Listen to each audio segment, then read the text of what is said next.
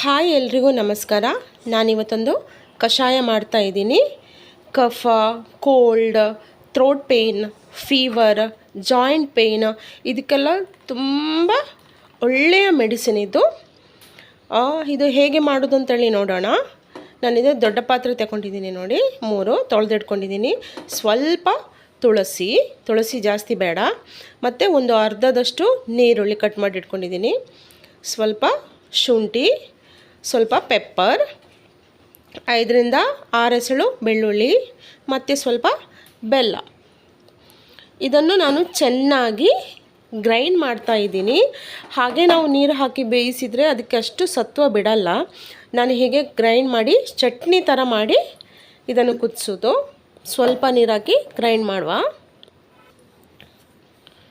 ನೋಡಿ, ನಾನು ಗ್ರೈಂಡ್ ಮಾಡಿದ್ದು ಇದಕ್ಕೆ ಹಾಕ್ತಾ ಇದ್ದೀನಿ. ನೋಡಿ, ಇವಾಗ ಕಷಾಯ ಪರ್ಫೆಕ್ಟಾಗಿ ಸಿಗುತ್ತೆ.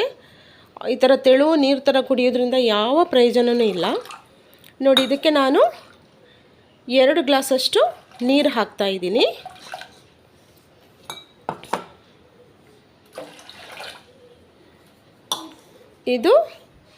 ಇದಕ್ಕೆ ನಾನು ಆ ರುಚಿಗೆ ತಕ್ಕಷ್ಟು ಬೆಲ್ಲ ಹಾಕ್ತಾಯಿದ್ದೀನಿ. ನೋಡಿ, ಸಣ್ಣ ಪೀಸು ಬೆಲ್ಲನೇ ಹಾಕಿ, ಸಕ್ಕರೆ ಬೇಡ. ನೋಡಿ, ಚೆನ್ನಾಗಿ ಕುದಿ ಬರಬೇಕು.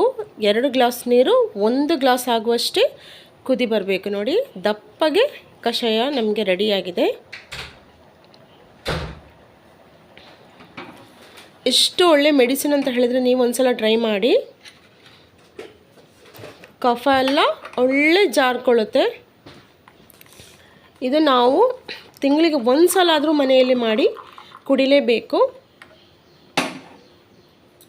ನೋಡಿ, ಇವಾಗ ಚೆನ್ನಾಗಿ ಹಿಂಡಿ ತೆಗೆಯೋಣ ಅದನ್ನು. ನೋಡಿ, ಚೆನ್ನಾಗಿ ಹಿಂಡಿದ್ದೇನೆ ನಾನು. ನೋಡಿ, ಸೂಪರಾದ ಹೋಮ್ ರೆಮಿಡೀಸು. ನೀವೆಲ್ಲರೂ ಮನೆಯಲ್ಲಿ ಮಾಡಿ ಮಕ್ಕಳಿಗೂ ಕೊಡ್ಬೋದು. ಮಕ್ಕಳಿಗೆ ಇಷ್ಟೆಲ್ಲ ಕೊಡಬೇಡಿ, ಒಂದು 2 ಸ್ಪೂನಷ್ಟು, 1/4 ಗ್ಲಾಸಷ್ಟು ಸಾಕು. ಸಣ್ಣ ಗ್ಲಾಸಲ್ಲಿ ತುಂಬ ಖಾರ ಇದೆ, ಅದಕ್ಕೋಸ್ಕರ. ಕಷಾಯ ರೆಡಿ ಆಗಿದೆ. ನೀವು ಒಂದು ಸಲ ಟ್ರೈ ಮಾಡಿ.